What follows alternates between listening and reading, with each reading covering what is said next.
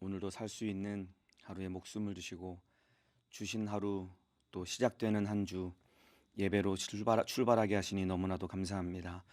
오늘도 우리 주님이 받으시는 예배 드리게 도와주시고 오늘 내 문제를 주님께 기도로 알려드릴 때에 주님께서 응답하시며 영육간의 모든 문제가 해결되는 시간 될 수 있도록 인도하여 주옵소서. 오늘도 자격 없는 죄인을 우리 주님이 세우셨으니 성령의 지혜와 지식으로 주님의 기쁘신 뜻대로 주께서 사용하여 주옵소서. 일하실 주님을 기대하오며 예수님의 이름으로 기도하옵나이다. 아멘.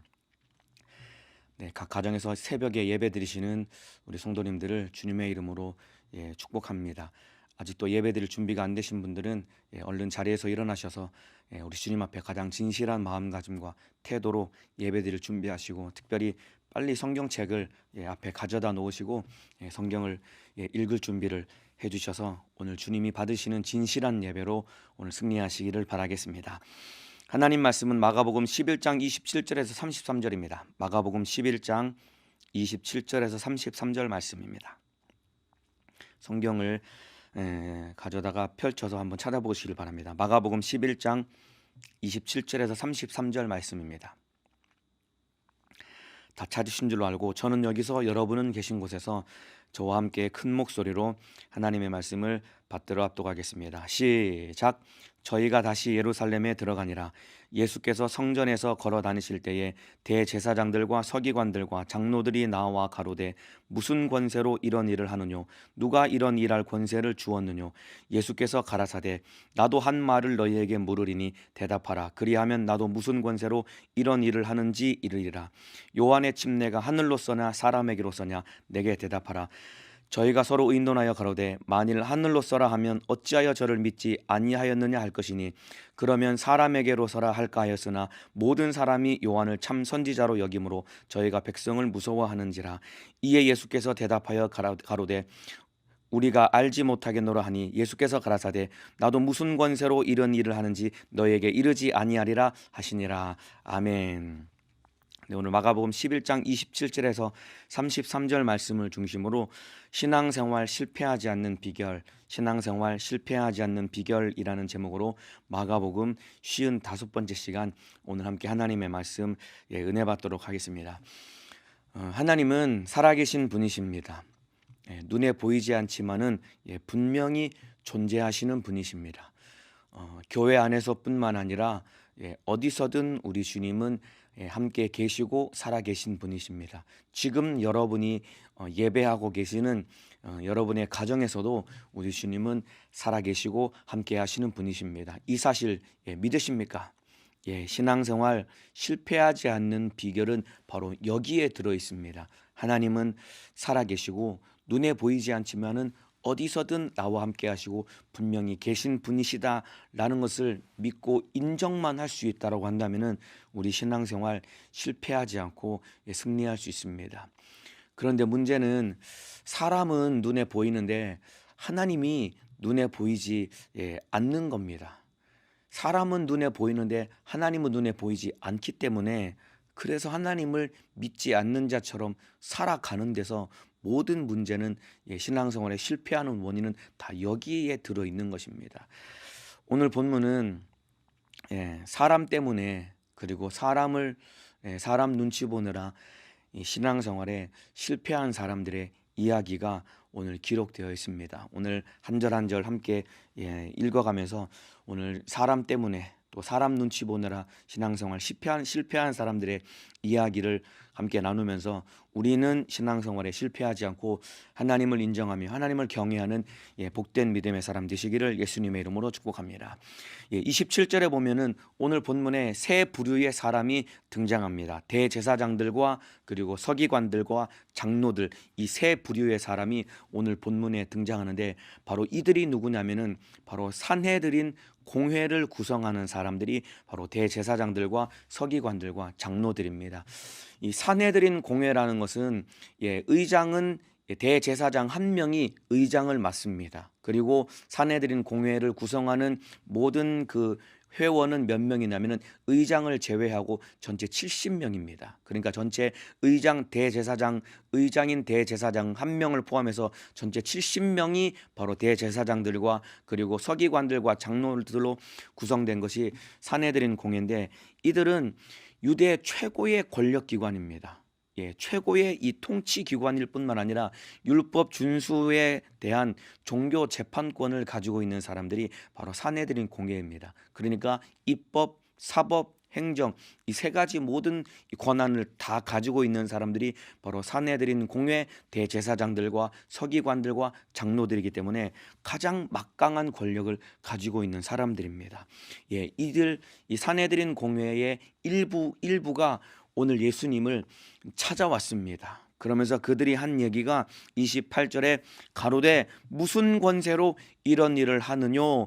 예수님께 신문하듯이 따져 묻듯이 예수님께 이들이 질문을 던집니다. 너는 무슨 권세로 지금 이런 일을 하고 있느냐라고 예수님께 질문을 던집니다. 왜냐하면은 바로 오늘 본문 바로 앞에, 그러니까 시간상으로 바로 전날 예수님이 성전에서 무슨 일을 하셨냐면은 바로 이 성전을 강도의 구렬로 만드는 자들을 책망하시고 다 쫓아내셨습니다. 그러니까 물건을 바꾸고 물건을 파는 자들, 그리고 돈을 바꿔주고 비둘기 파는 자들의 상을 둘러엎으면서 이 강도의 구렬을 만드는 자들아 하면서 예수님이 다 쫓아내셨습니다. 그런데 성전 안에서 물건을 팔고 그리고 돈을 바꿔주고 비둘기를 파는 사람들, 이들이 누구의 지시를 따라서 이 일을 행했냐면은 바로 산헤드린 공회를 구성하는 대제사장들과 서기관들과 장로들의 지시를 받고 말하면 이들과 결탁해서 바로 장사치들이 성전에서 장사를 했는데,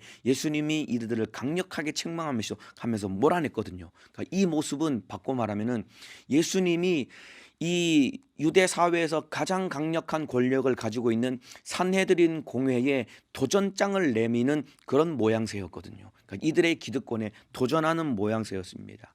근데 이들이 가장 큰 권력을 가지고 있었고 이들이 하나님을 섬긴다고 모든 일을 행했기 때문에 예수님이 행하신 이 일은 바로 이들의 권위에 도전하는 것이기 때문에 그들이 예수님을 향해서 너 성전에서 네가 무슨 권세로 이런 일을 하느냐, 네가 하나님이냐라고 그렇게 무서운 질문을 던진 것입니다. 그러니까 예수님께 도전을 해온 것이죠. 그러니까 예수님이 29절에 대답하기를 예수께서 가라사대 나도 한 말을 너희에게 물으리니 대답하라라고 예수님께서 오히려 그들에게 역으로 질문을 던지십니다. 그러면서 하시는 말씀이 30절에 요한의 침례가 하늘로서냐 사람에게로서냐 내게 대답하라라고 우리 주님이 그렇게 질문을 던집니다. 여러분, 이 질문 안에 사실은 예수님의 권세가 어디에서 온 것인지 사실 대답과 정답이 여기 질문 안에 들어 있습니다. 요한의 침례가 하늘로서냐 사람에게로서냐 내게 대답하라. 왜냐하면 이 말 속에 예수님의 권세가 어디 있는지 들어있는데, 사실은 요한의 침례는 하늘로서 하나님이 주신 것이거든요. 그러면은 요한의 침례가 하늘로서 오신 거기 때문에 당연히 요한이 소개한 예수님도 하나님의 권세로 이 일을 행한 것인데, 예수님이 이 질문을 던진 겁니다. 그들을 향해서 요한의 침례가 하늘로서냐 사람에게로서냐 라고 질문을 던집니다. 왜냐하면 보세요 여러분, 요한이 거침없이 하나님의 뜻을 전했고 요한의 그 회개하라는 목소리를 들은 사람들이 실제로 자기 죄를 자복하고 침례를 받게 됨으로써 요한의 외침과 요한의 베푸는 침례는 하나님이 주신 권세임이 만천하에 드러나게 되었거든요. 여러분, 요한은 누구의 눈치도 보지 아니하고 거침없이 회개할 것을 강력하게 촉구하고 그리고 회개할 것을 외친 사람입니다. 요한이 뭐라고 얘기했는지 한번 제가 들려드리겠습니다. 마태복음 3장 7절에서 10절입니다. 요한이 외친 목소리입니다. 요한이 많은 바리새인과 사두개인이 침례 베푸는 데 오는 것을 보고 이르되 독사의 자식들아, 누가 너희를 가르쳐 임박한 진노를 피하라 하더냐. 그러므로 회개에 합당한 열매를 맺고 속으로 아브라함이 우리 조상이라 생각하지 말라. 내가 너희에게 이르노니 하나님이 능히 이 돌들로도 아브라함의 자손이 되게 하시리라. 이미 도끼가 나무 뿌리에 놓였으니 좋은 열매 맺지 아니하는 나무마다 찍어 불에 던지우리라. 보세요 여러분, 요한이 외친 이 외침은 누구의 눈치도 보지 아니하고 거침없이 불과 같은 설교, 불꽃과 같은 외침을 이스라엘 백성들과 그리고 바리새인들과 서기관들을 향해서 우리 주님이 거침없이 침례 요한이 내뱉었다 이 말입니다. 그 말을 들은 사람들이 어찌할꼬 회개하며 자복하고 침례를 받은 이 요한의 모든 사역은 하나님이 이런 권세를 주셨기 때문에 하나님이 사용하셨다는 증거로 들은 자들이 회개하고 침례를 받은 겁니다. 그러니까 요한의 침례는 당연히 하늘로서부터 온 것입니다. 뿐만 아니라 여러분, 이 침례 요한이 예수님을 소개했는데 바로 이 침례 요한이 예수님을 누구라고 소개했냐면 바로 하나님의 아들이라고 요한이 예수님을 소개했습니다. 그 내용은 요한복음 1장 29절에 나옵니다. 이튿날 요한이 예수께서 자기에게 나아오심을 보고 가로되 보라 세상 죄를 지고 가는 하나님의 어린 양이로다. 그리고 요한복음 1장 33절 34절입니다. 나도 그를 알지 못하였으나 나를 보내어 물로 침례를 주라 하신 그이가 나에게 말씀하시되 성령이 내려서 누구 위에 머무는 것을 보거든 그가 곧 성령으로 침례를 주는 이인 줄 알라 하셨기에 내가 보고 그가 하나님의 아들이심을 증거하였노라 하니라. 요한이 침례를 베풀 때 예수님이 물에서 올라오실 때 예수님 위에 성령이 임하는 것을 보고 저가 바로 하나님의 아들이다, 온 세상 죄를 지고 가는 하나님의 어린 양이로다라고 외치면서 침례 요한은 분명히 예수 그리스도가 예수님이 바로 그리스도요 인류를 구원하실 메시아임을 명확하게, 하나님의 아들임을 명확하게 증거했다 이 말입니다. 그런데 보세요 여러분, 이 사실 유대 지도자들 그리고 이 산헤드린 공회원들이 이 사실을 들어서 이미 다 알고 있었습니다. 요한의 침례가, 요한의 사역이 하나님이신 권세로 사역을 했음을 알았고 요한이 소개한 예수님이 하나님의 아들일 수도 있다라는 사실을 그들이 알고 있었거든요. 듣고 알고 있었거든요. 그런데 문제는 뭐냐면은 알고 있었지만은 그들이 받아들이지 않고 믿지 않았기 때문에 그렇습니다. 여러분, 누구보다도 메시아가 올 것을 사모하고 메시아가 오실 것을 가장 많이 관심을 가지고 연구하고 기다렸던 사람들이 바로 산헤드린 공회원들, 바로 대제사장들과 서기관들과 장로들이거든요. 이들이 유대교 지도자들이고 이들이 가장 예수님을 사모하고 기다렸던 사람이었거든요. 그런데 예수님이 오셨다라는 얘기를 침례 요한을 통해 들었지만은 그들이 믿지 않고 받아들이지 않았습니다. 여러분, 왜 그랬을까요? 왜 이들이 예수님이 하나님의 아들이라는 사실을 듣고 알았지만은 왜 받아들이지 않고 왜 믿지 못했을까요? 왜 그러냐면은 하나님의 말씀을 들어서 알고 있고 또 지키고 있었지만은 이들의 마음속에 하나님의 마음을 한 번도 제대로 만나보지 못했기 때문입니다. 율법은 열심히 지키고 꼬박꼬박 짐승을 잡아서 피를 흘려서 그 비린내 나는 피를 들고 가서 제사도 열심히 드렸고 율법을 하나도 어기지 아니하라고 열심히 율법을 지켜서 여러 신앙생활을 열심히 했지만은 실상은 그들의 마음속에 하나님의 마음을 제대로 한 번도 만나보지 못했기 때문에 그렇거든요. 그러니까 진짜 하나님의 아들이 오셨음에도 불구하고 회개하라 촉구하고 강력하게 외쳤지만은 하나님의 마음을 만나보지 못했기 때문에 예수를 받아들이지 못하고 예수님을 용납할 수가 없었던 겁니다. 오늘날에도 이런 사람들 많습니다. 여러분, 교회 열심히 다니고 하나님의 말씀을 열심히 지키고 신앙생활 열심히 합니다. 들어서 하나님에 대해서 너무나 잘 알고 있습니다. 그런데 실상 그의 마음 속에 하나님의 마음을 한 번도 만나보지 못하고 하나님의 말씀이 그의 심령에 부딪혀 오지 못했기 때문에 실상 신앙생활을 제대로 하지 못하는 사람들이 많습니다. 대표적인 사람들이 교회만 다니는 모태신앙입니다. 여러분, 어려서부터 모태신앙이기 때문에 교회도 다니고 헌금도 하고 교회에서 이것저것 직분 맡아서 열심히 뭔가를 하긴 하지만은 실상은 하나님의 마음을 한 번도 만나보지 못했기 때문에 그저 그냥 교회만 다니는 거예요. 이런 서기관들 그리고 바리새인들 그리고 장로들 대제사장들, 이 사람들이 모태신앙입니다. 여러분, 우리나라는 많아봐야 뭐 3대 4대 모태신앙이지만은 이 사람들은 여러분 30대 40대 모태신앙으로 하나님을 섬긴 사람들이다 이 말입니다. 그런데 율법도 지켰고 11조도 내고 하나님을 섬긴다고 했지만은 진짜 하나님의 마음을 만나지 못했기 때문에 예수님을 거부하고야 만 겁니다. 오랫동안 예수 믿었는데 타성에 젖은 신앙생활 하는 사람들, 이들도 마찬가지입니다. 과거에는 예수를 믿었는데, 과거에는 하나님의 마음을 만났는데 오랫동안 신앙생활하고 시간이 흘러 신앙생활에 타성이 젖으니까 이제는 하나님의 마음을 만나지도 못하고 여전히 예배도 드리고 기도도 하는데, 기도 가운데 예배 드리는 말씀 가운데 하나님의 마음이 내 안에 부딪혀 오지를 않는 거예요. 그러니까 타성에 젖은 신앙생활을 한다 이 말입니다. 교회 안에서 하나님과 관련된 일을 하면서도 실상 그의 마음을 열어보면은 하나님이 안 계신 겁니다. 여러분은 어떻습니까? 요즘 여러분의 마음속에 갈급한 마음이 있습니까, 여러분?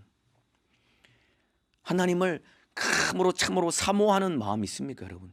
갈급한 나의 심령을 채우고자 하는 사모하는 마음이 여러분의 마음속에 들어 있습니까, 여러분? 혹시 이거 잃어버린 것 아닙니까? 그러니까 신앙생활 타성에 젖어서 교회만 왔다 갔다 하는 거예요.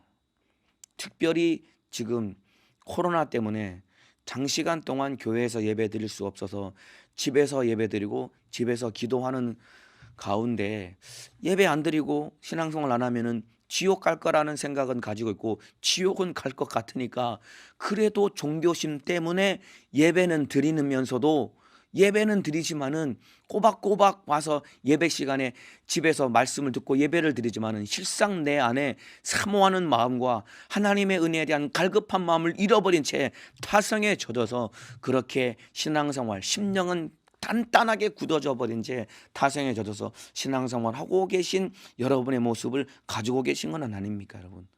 여러분의 마음을 잘 점검해야 됩니다. 여러분, 대제사장들과 서기관들과 장로들이 열심히 하나님을 섬겼다니까요. 이들이 30대 40대 모태신앙이었다니까요. 종교심이 가득하고 충만했다 이 말입니다. 그런데 한 번도 그들의 가슴 속에 실제로 율법을 지시고 그들에게 제사를 드리라고 명령하신 하나님의 마음을 잃어버린 채 하나님의 마음을 만나지 못하니까 진짜 율법을 완성하러 오신 예수, 진짜 제사를 완성하러 오신 예수님이 오셨음에도 불구하고 예수를 거절하고 거부했다 이 말입니다. 요한의 침례가 하늘로 써냐 사람에게로 쓰냐 대답하라라고 물어보니까 이들이 결국은 아무런 대답을 하지 못하고 우리가 알지 못하느라라고 그렇게 대답을 하고 결국 예수님을 떠나게 되는 겁니다. 예수님을 눈앞에 두고도 예수를 만나지 못한 거예요. 하나님의 마음을 만나지 못한 채 심령이 단단하게 굳어버리고 타성에 젖어버리니까 이런 안타까운 일에 처해버렸다 이 말입니다. 그래서 가장 무서운 것은 알면서도 믿지 아니하고 받아들이지 않는 겁니다. 이게 바로 타성에 젖은 신앙생활 하는 사람이다 이 말입니다. 보세요. 이와 같이 알면서도 믿지 않고 받아들이지 않는 사람, 타성에 젖은 신앙생활 하는 사람들의 특징이 무엇이냐면은 그런 사람들은 그 안에 욕심이 가득합니다. 그리고 내가 옳고 나는 잘하고 있고 내가 최고다라는 생각을 가지고 있는 게 바로 이런 사람들의 특징입니다. 바로 사내들인 공회를 구성하고 있던 대제사장들과 서기관들과 장로들의 마음속에 이들이 욕심이 가득했다 이 말입니다. 그리고 내가 최고고 내가 하는 것이 옳다라는 생각을 가지고 있었기 때문에 진짜 주님이 오셨음에도 불구하고 예수님을 받아들이지 못한 겁니다. 자, 볼까요? 예수님이 요한의 침례가 하늘로 쏘냐 사람에게로 쏘냐 내게 대답하라라고 그들에게 역으로 질문할 때 그들이 대답한 것이 무엇이냐면 그들이 서로 생각한 게 뭐냐면 31절에 저희가 서로 의논하여 가로되 만일 하늘로 쏘라 하면 어찌하여 저를 믿지 아니하였느냐 할 것이니 요한의 침례가 하늘로서 왔다라고 대답을 하게 되면은 요한의 권위를 인정함과 동시에 예수님을 하나님의 아들로 인정하게 되는 거거든요. 그렇게 되면은 왜 하나님의 아들을 믿지 않느냐 이렇게 역으로 질문을 받고 공격을 받게 되고 이렇게 되면은 예수님을 인정하는 순간 자기들의 존재 가치 모든 것이 다 부정당하게 되고 모든 것을 다 버려야 됩니다. 쉽게 말하면은 그들이 성전에서 종교 장사를 하고 그들이 가지고 있던 모든 기득권과 막강한 권력, 그들이 가지고 있었던 욕심을 다 버릴 수밖에 없는, 빼앗길 수밖에 없는 이런 지경에 처할 수밖에 없기 때문에 요한의 침례가 하늘로서 왔다라고 대답을 하지 못했던 것이다 이 말입니다. 왜냐하면 자기 속에 있는 욕심 때문에. 예수를 인정하면은 지금까지 자기들의 쌓아두었던 아성과 자기들의 권력과 자기들의 명예를 다 버려야 되기 때문에 이것 버릴 수 없는 욕심 때문에 차마 이 대답을 못한 겁니다. 예수님을 인정하면은 지금까지 자기들이 쌓아두었던 모든 재력과 권력과 모든 명예를 다 포기하고 버려야 되기 때문에 그 대답을 못한 거예요. 욕심 때문이다 이 말입니다. 그런데 우리 주님은 이런 모든 것을 다 버리라라고 주님이 명령하셨다 이 말입니다. 마가복음 8장 34절입니다. 무리와 제자들을 불러 이르시되 아무든지 나를 따라오려거든 자기를 부인하고 자기 십자가를 지고 나를 쫓을 것이니라. 예수님을 따르기 위해서는 자기를 부인하라는 거예요. 네가 가진 모든 것을 다 버리라라는 것입니다. 여러분, 가진 것을 버리는 것은 참 어려운 일입니다. 물론 이 말이 재산 다 정리하고 집을 팔아가 처분해가지고 다 헌금으로 교회에다 갖다 바치라는 얘기가 아닙니다. 여러분, 예수님을 따르는 일에 방해가 되는 모든 것을 다 버리라라는 것이다 이 말입니다. 여러분, 예수 믿는 것은 교회 다니는 게 아닙니다. 여러분, 예수를 믿는다라는 것은 교회를 다니는 것이 아니라, 교회 다닌다라는 의미가 아니라 예수님을 따르는 데 방해된 모든 것을 버리고 예수님 뜻대로 사는 것이 예수를 믿는 것이다 이 말입니다. 내 속에 있는 욕심, 내가 가지고 있는 모든 것, 이거 다 버려야 된다 이 말이에요. 예수님을 따르는데 방해된 모든 것을 다 버려야 되는데 이것이 내 속에 욕심으로 자리 잡고 있었기 때문에 이 바리새인들과 그리고 장로들과 서기관들과 대제사장들이 예수님 앞에 차마 요한의 침례가 하늘로서 왔다라고, 당신이 하나님의 아들이라고 고백을 하지 못했다 이 말입니다. 왜냐하면 욕심 때문이다 이 말입니다. 여러분, 예수님 따르는데 방해되는 모든 것 다 버려야 됩니다. 그래서 신앙생활 실패하지 않는 비결은 무엇이냐면 내 속에 욕심을 버려야지 신앙생활에 실패하지 않는 거예요. 욕심이 나를 발목 잡고 욕심 때문에 신앙생활 실패할 수밖에 없는 것이다 이 말입니다. 또 한 가지 보세요. 신앙생활 하나님 알면서도 받아들이지 못하고 타성에 젖는 신앙생활 할 수밖에 없는 이유는 첫 번째는 욕심이라고 했고 두 번째는 바로 내가 옳고 내가 지금 잘하고 있다라는 생각 때문이라고 했죠. 보세요. 이 바리새인들, 산헤드린 공회원들이, 여러분, 이들이 가지고 있는 생각은 무엇이면 우리가 지금 하고 있는 것은 옳다, 우리가 최고다 라는 이 고집 때문에 예수님을 받아들이지 못한 겁니다. 여러분, 우리도 마찬가지 아닙니까? 혹여라도 여러분 속에 지금 내가 하는 것이 맞다, 내가 최고다, 우리가 최고다 이런 생각을 가지고 있다라고 한다면은 지금까지 내가 하고 해오던 신앙생활, 여러분, 이게 옳은 게 아닙니다. 여러분, 옳은 것은 성경만이 옳은 것입니다. 예수만이 진리입니다. 하나님의 말씀에 빗대어 봤을 때 내가 열심히 하고 있는 것이 아니다라고 한다면은, 내가 옳다라고 여기고 해왔던 것이 아니다라고 한다면은 기꺼이 버릴 수 있어야 됩니다. 그래야 신앙생활 실패하지 않는 거예요. 바리새인들과 그리고 서기관들, 장로들, 이 사람들이 내가 옳다라는 생각, 자기들이 열심을 냈거든요. 율법을 철저하게 지키고 제사제도를 철저하게 엄수하면서 하나님을 잘 섬겼다라고 생각하고 우리가 옳다, 내가 최고다라는 생각을 가졌는데 주님 보시기에는 아니다라고 말씀하실 때 이걸 주님 앞에 아닌 생각을 내려놓고 주님이 원하시는 생각을 받아들이고 그 뜻 따라 따라가야 되는데 이걸 내려놓지 못했기 때문에 참으로 주님을 받아들일 수 없었던 것입니다. 그러니까 저희가 서로 의논하여 가로되 만일 하늘로서라면 어찌하여 저를 믿지 아니하였나 할 것이니, 뻔히 돌아올 대답을 알았기 때문에 예수님을 인정하는 순간 자기 욕심을 다 포기하고 버려야 되고, 예수님을 인정하는 순간 내가 옳고 우리가 최고였다는 것을 내려놔야 되니까 이게 받아들여지지 않으니까 예수님을 용납할 수 없었던 겁니다. 이 진짜 안타까운 것 아닙니까? 여러분 안에 무슨 욕심이 들어있습니까? 예수님을 따르는데 발목 잡는 욕심이 무엇입니까? 성경 말씀, 예수님과 비교했을 때 옳지 않은 것을 옳다라고 생각하고 내가 최고다라고 여기고 있는 것이 무엇입니까? 이거 다 찾아서 버려야 됩니다. 이것 때문에 신앙생활 실패하는 겁니다. 그래서 오늘 제목처럼 신앙생활 실패하지 않는 비결은 참으로 살아계신 하나님을 보이지 않지만 그 하나님을 인정하고 그리고 내 안에 있는 욕심과 내가 옳다, 내가 최고다라는 생각을 내어버려야지 신앙생활 실패하지 않고 주님 따라 승리할 수 있는 것이다 이 말입니다. 자, 또 두 번째, 요한의 침례가 하늘로 쏘냐 사람에게로 쏘느냐 내게 대답하라라는 이 질문 앞에 저들이 두 번째 대답에 대해서 고민을 한 것이 무엇이냐면 32절입니다. 그러면 사람에게로 쏘라 할까 하였으나 모든 사람이 요한을 참 선지자로 여김으로 저희가 백성을 무서워하는지라라고 기록하고 있습니다.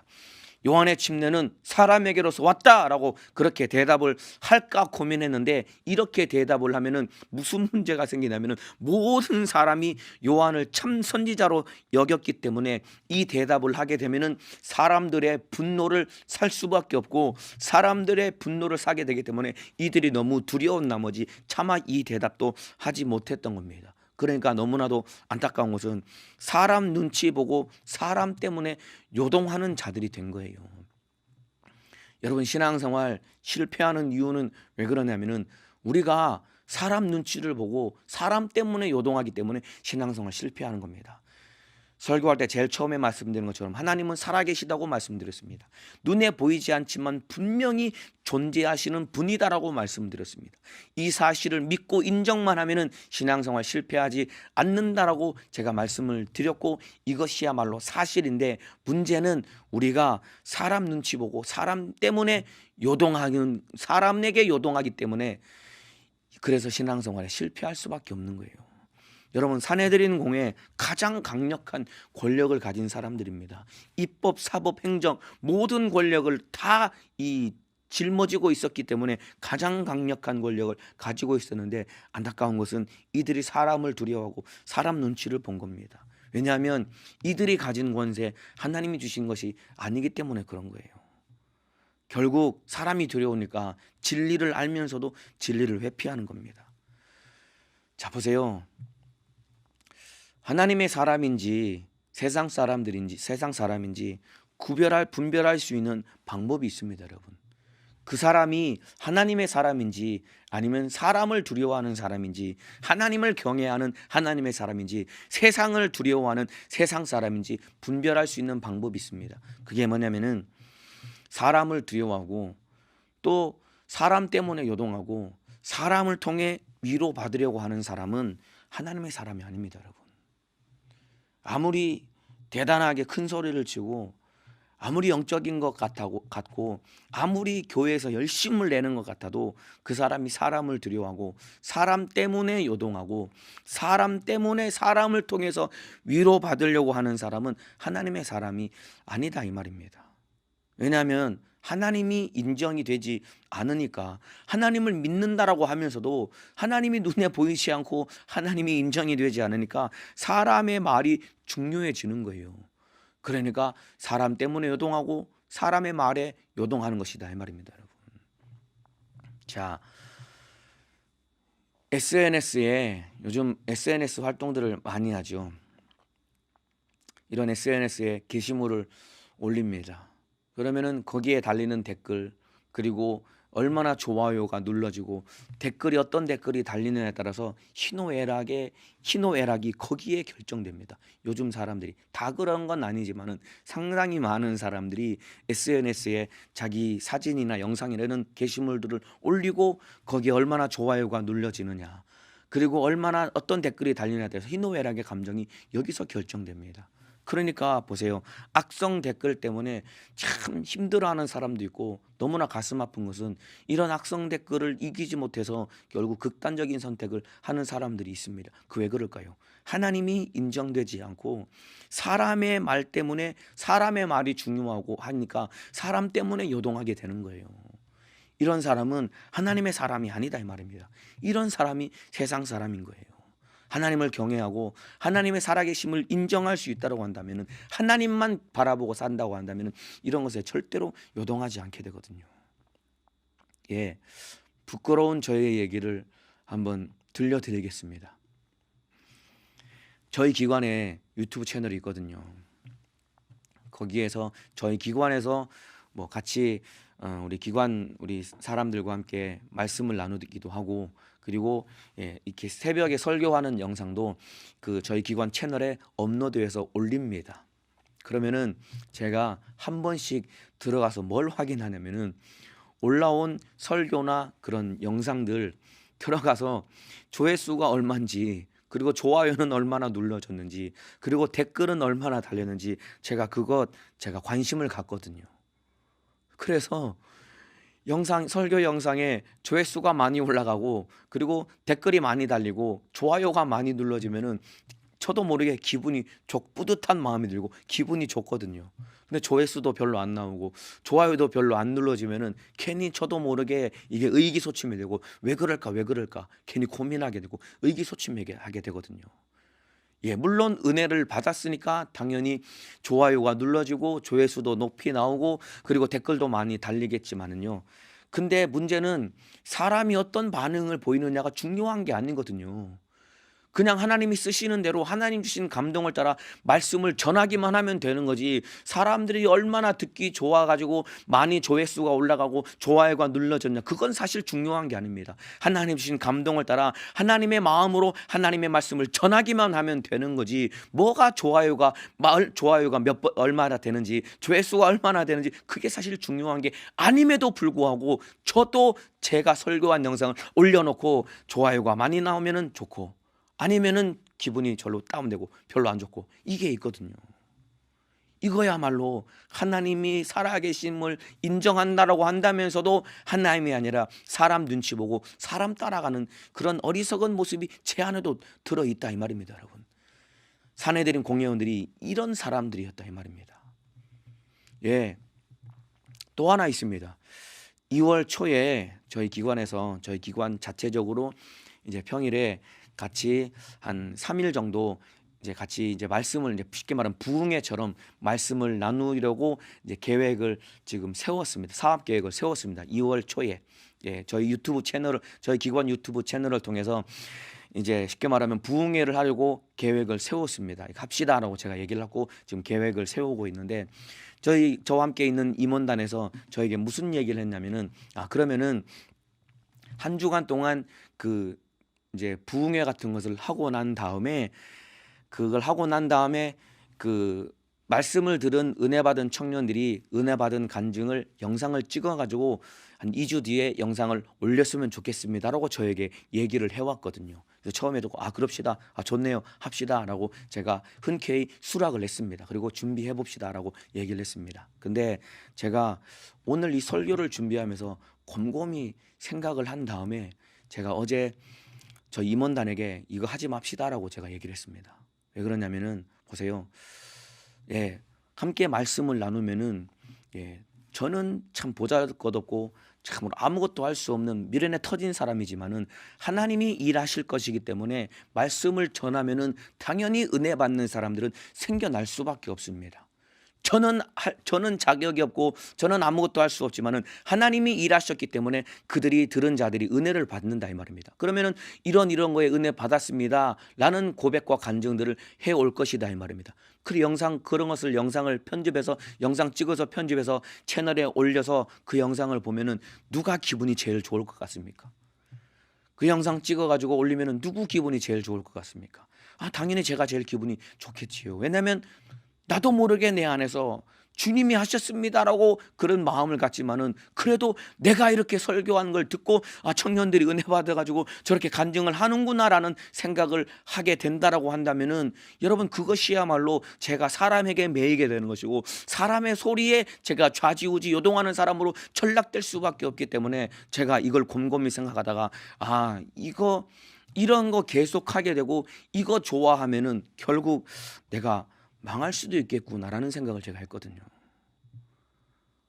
이런 거 간증하는 영상 찍어서 계속 올리고 하면은 이거 좋아가지고 제가 여기 도취되면은 결국은 내가 사람 때문에 살게 되고 사람의 말이 중요해지는 그런 자로 전락해서 결국 내가 망할 수도 있겠구나, 이런 생각을 제가 했습니다. 물론 은혜 받은 거 간증을 해야죠. 굳이 내가 듣는데 간증할 필요 없이 은혜 받은 자기들끼리 간증하면 되는 겁니다. 그리고 간증하는 것도 중요하지만은 은혜 받았으면은 변화된 삶을 살아가는 게 더 중요한 겁니다, 여러분. 보면은 은혜 받았다고 막 눈물 펑펑 쏟아가면서 실컷 간증했는데 간증한 사람 안 보이는 사람들 참 많거든요.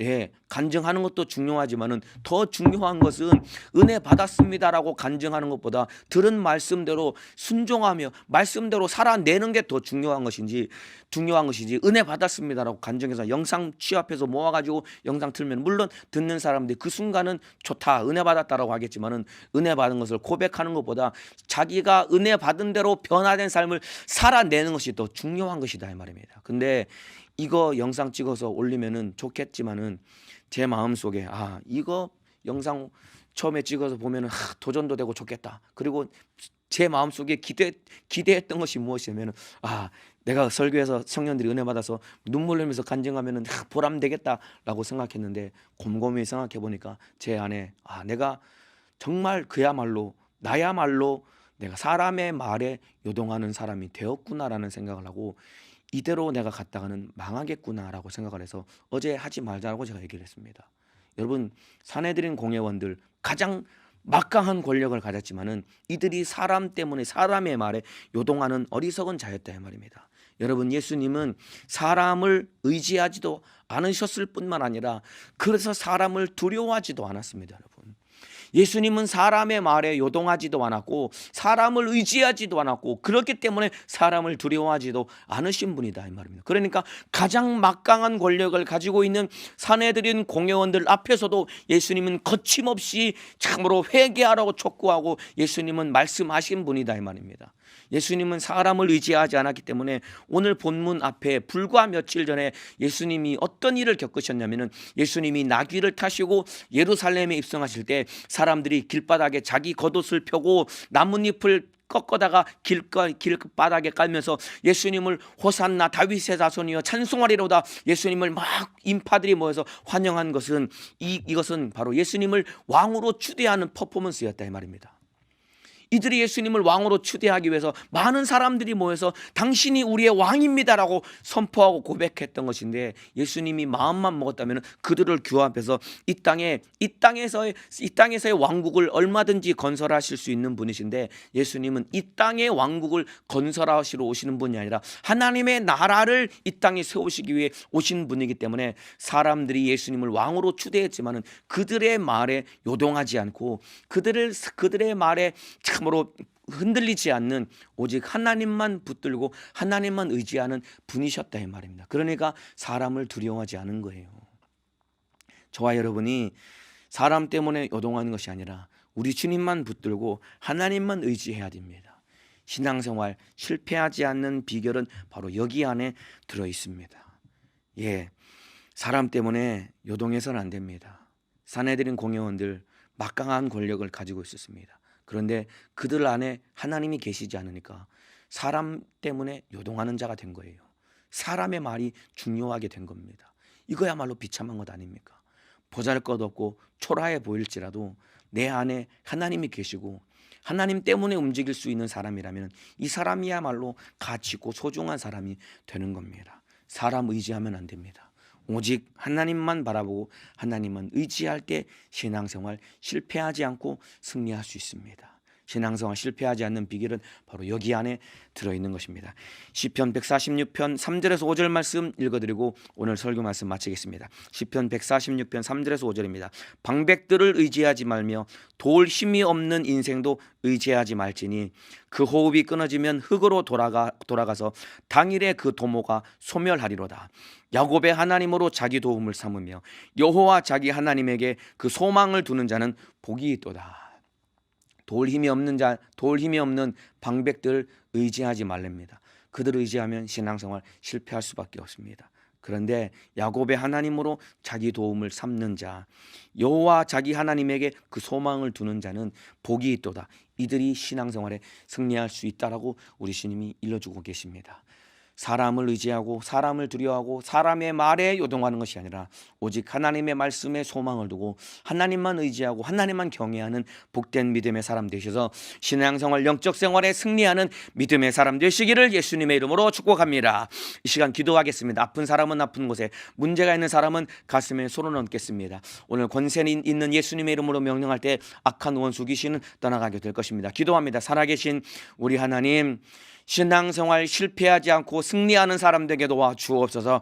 살아계신 하나님, 눈에 보이지 않지만은 눈에 보이는 것보다 더 확실하게 존재하시는 그 하나님을 인정하기만 하면은 신앙생활 실패하지 않고 승리할 수 있는데, 문제는 하나님이 눈에 보이지 않기 때문에 사람을 의지하고 사람 때문에 요동하고 사람의 말 때문에 내 희노애락의 감정이 요동하는 이것 때문에 신앙생활 실패할 수밖에 없습니다.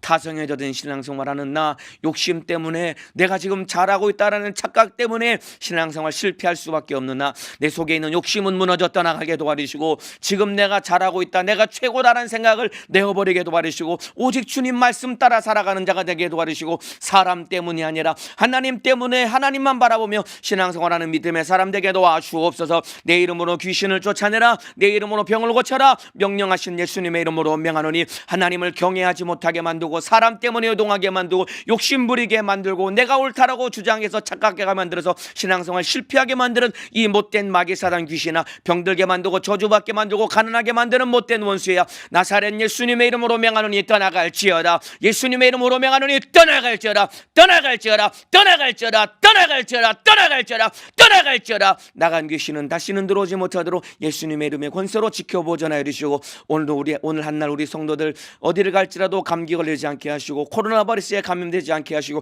추운 날씨에 영육간의 강건함으로 지켜보전하여 주옵소서. 주의 사자도 영육간의 강건함으로 지켜주시고 우리 성도들이 주의 사자를 위해 뜨겁게 기도하게 도와 주옵소서. 두 손 높이 들고 우리 주여 담창하고 기도하시겠습니다. 주여, 주여, 주여.